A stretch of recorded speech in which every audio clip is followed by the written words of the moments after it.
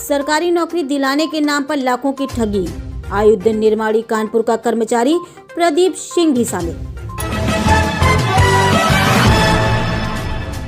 सरकारी विभागों में नौकरी दिलाने के नाम पर ठगी करने वाले गैंग को क्राइम ब्रांच ने दबोच लिया।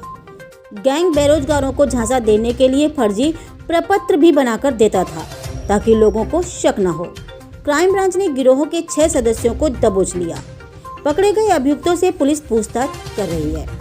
थाना चकेरी निवासी प्रिया निषाद ने पुलिस को बताया कि स्वरूप नगर निवासी अंकुर वर्मा ने जुलाई 2020 में रेलवे में नौकरी लगवाने के नाम पर मुझसे 4 लाख रुपए लिए थे। इसके बदले मुझे आई कार्ड व ज्वाइनिंग लेटर भी दिया था।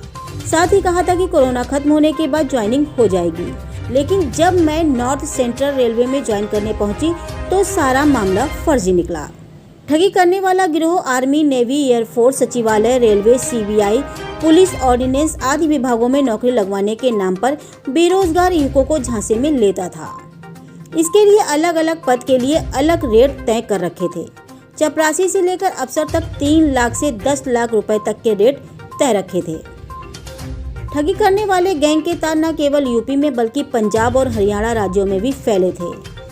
अभियुक्तों की पहचान अशोक कुमार निवासी टीपी नगर, मेहताब अहमद निवासी आईआईटी गेट कल्याणपुर, धर्मेंद्र कुमार निवासी मसमानपुर कल्याणपुर, अंकुर वर्मा निवासी Rajpurwa near JK temple, Akshay Singh निवासी नानकारी आईआईटी, प्रदीप सिंह निवासी अरमापुर कानपुर के रूप में हुई। इसमें प्रदीप सिंह ऑर्डिनेंस फैक्ट्री कर्मचारी है। 4 सेवा पुस्तिका, कुछ अभ्यर्थियों के आधार कार्ड व शैक्षिक प्रमाण पत्रों की छाया प्रति, फूड कॉरपोरेशन ऑफ इंडिया के फर्जी प्रमाण पत्र, ऑर्डिनेंस फैक्ट्री के फर्जी प्रपत्र, आर्मी के फर्जी प्रपत्र, इंडियन रेलवे के फर्जी प्रपत्र, भारतीय खाद्य निगम के फर्जी प्रपत्र, विभिन्न विभागों के फर्जी आई कार्ड व मोहरे, 2 हार्ड डिस्क जिसमें संपूर्ण डेटा उपलब्ध है, बरामद किया गया। Bureau report Kanpur.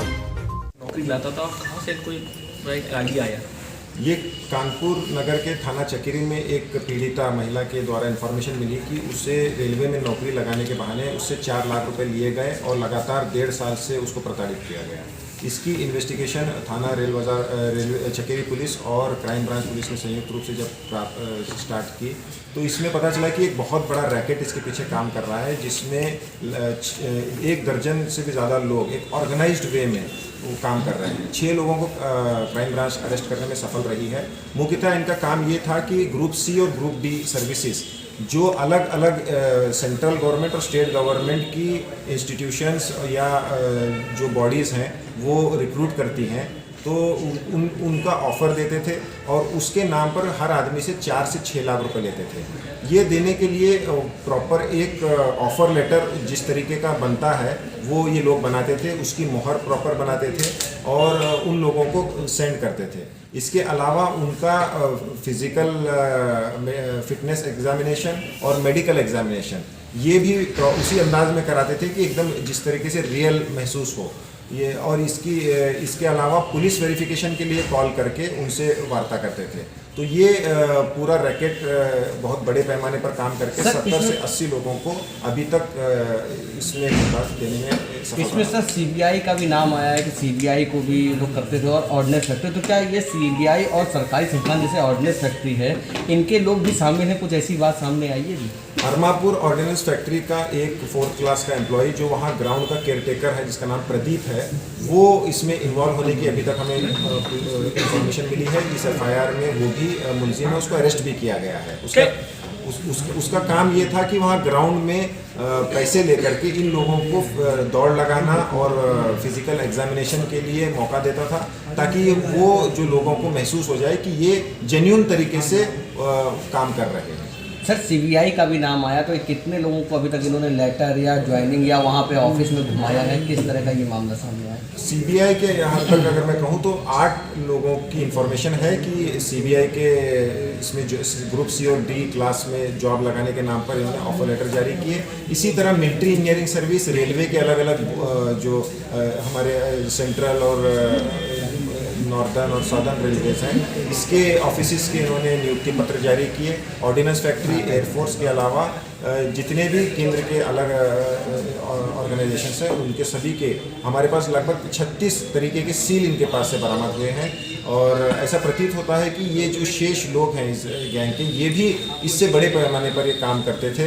उनसे पूछताछ करने पर और क्लैरिटी है। पकड़े गए अभियुक्तों ने क्या एयरफोर्स के भी किसी कर्मचारी का नाम बताया, क्योंकि अंदर कैसे ले जाते थे ये घुमाते? ये इनके पास से हम प्राप्त जो आई कार्ड्स हैं, गेट पासिस हैं, ये सब इन्होंने फर्जी बना रखे थे जिसका ये उपयोग करते थे।